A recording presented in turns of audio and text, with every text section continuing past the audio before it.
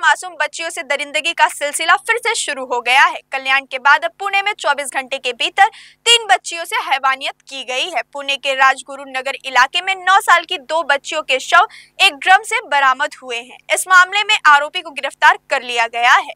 Police को शक है कि आरोपी ने दुष्कर्म के बाद बच्चियों की हत्या की है। वहीं एक और घटना सामने आई है लोनावला इलाके से, जहां विसापुर किले के पास एक शराबी पुलिसकर्मी ने 5 वर्षीय बच्ची का यौन उत्पीड़न किया है।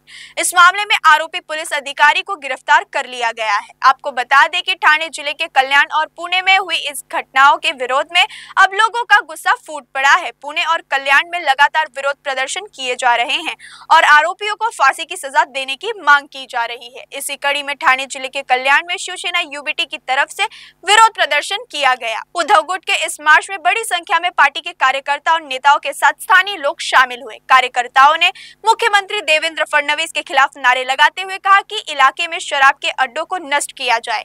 इसके अलावा दुष्कर्म के आरोपी को फांसी की सजा देने की मांग की है।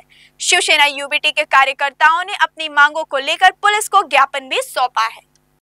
अनेक गुन्हेगार कल्याण त्याची देखील चर्चा आज पोलिसांची झालेली आहे।